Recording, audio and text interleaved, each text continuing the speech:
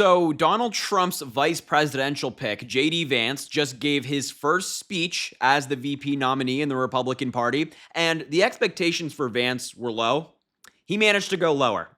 This speech was awful. It did nothing to rally the base. He lied. He spread conspiracy theories, which, I guess is to be expected of the Republican Party these days. So I have a couple of clips to show you from this speech. We'll talk about them a little bit, but man, was it a complete disaster. So the first clip I want to show you is J.D. Vance subtly, very subtly, spreading conspiracy theories about the shooting at Donald Trump's rally in Butler, Pennsylvania the other day. Seriously. Take a look. So terrified that we had just lost a great president, but it would be an unbelievably terrible thing for our country in that moment in time. I was just so afraid for him and so afraid for our country.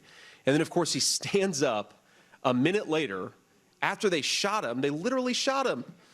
And he raises his fist in the air and he says, "Fight, fight, fight." He fires up the crowd. But yeah, so not good at all. I imagine your average Republican listener is not going to catch what J.D. Vance just did right there. But when discussing the shooting, he said, quote, "They just shot him." And then he got up and threw up his fist and riled up the crowd. Who's they? Who's they? They just shot. Who's they? What does he mean by that? What does he mean by they? He could have just said the shooter attacked Donald Trump. The shooter shot at Donald Trump. He didn't say that. He said they just shot at him. What he means by they is the Democrats. He's spreading a conspiracy theory about the shooting already. It hasn't even been a week since the shooting happened, and J.D. Vance is already trying to push a narrative that is divisive.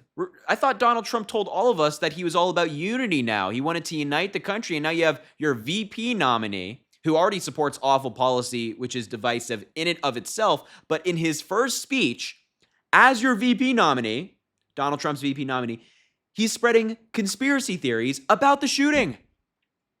About the shooting that all major Democrats came out and said, you know what, it's awful, the violence is terrible, it should be condemned in every single way, and we wish Donald Trump well. That's not what the Republicans are doing. They're spreading conspiracy theories. And maybe we have some people who are skeptical. Maybe you're saying, well, I don't know if he really meant they, as in the Democrats, when he said this. Maybe he just misspoke. Maybe he wasn't really thinking about it. I disagree, and here's why. J.D. Vance, the day after the shooting, put out this tweet on Twitter, on social media, saying, quote, "Today is not just some isolated incident. The central premise of the Biden campaign is that Donald Trump is an authoritarian fascist who must be stopped at all costs." That rhetoric led directly to Donald Trump's attempted assassination, trying to blame the Democrats for the tragedy at Donald Trump's rally, and that's what he's doing in this speech. Very subtly, very subtly.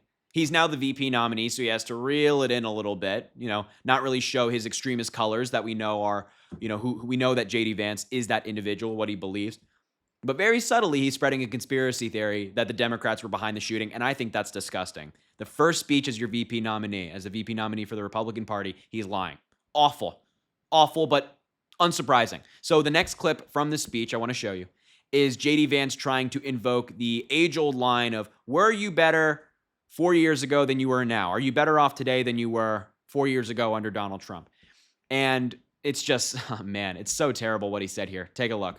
And of course, Ronald Reagan famously asked in a great debate, I think it was Jimmy Carter, he said, are you better off, or he asked the American people in a debate with Jimmy Carter, I should say, are you better off than you were 4 years ago?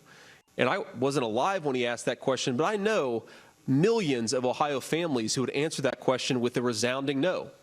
And if you asked the opposite question, were you better off in 2019, in 2020 than you were in 2016, those same exact families would say, absolutely yes. It is time to go back to the leadership of Donald Trump. It is time to get rid of the corrupt Biden-Harris regime that has broken this country, that has ruined its reputation in the world, and most importantly, has made a basic middle-class life less affordable for our citizens. Let's get rid of him, and let's bring Donald Trump back to the White House.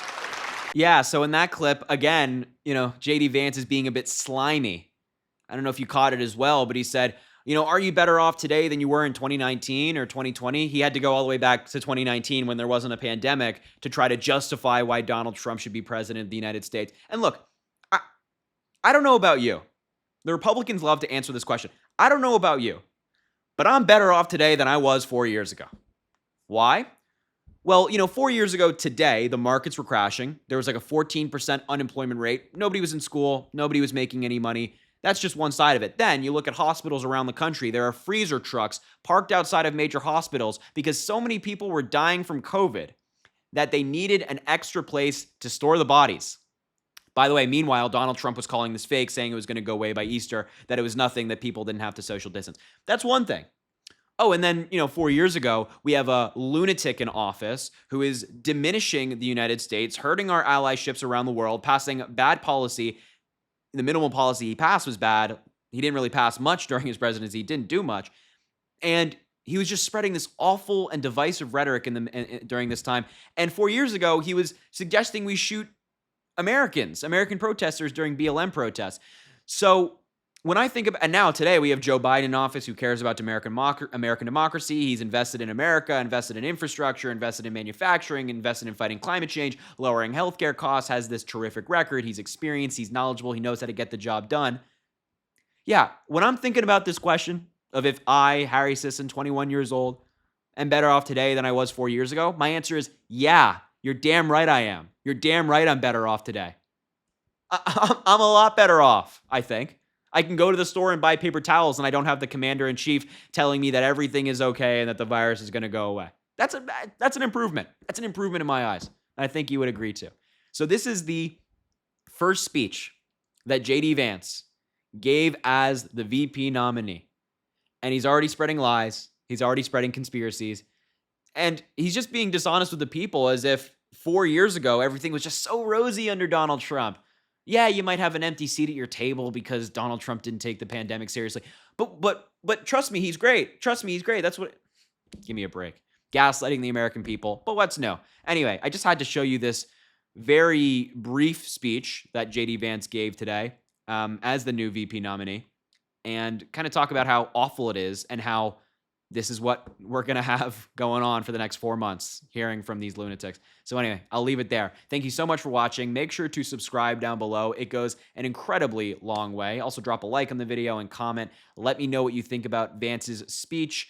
And as always, I appreciate you being here, and I hope you have an amazing rest of your day.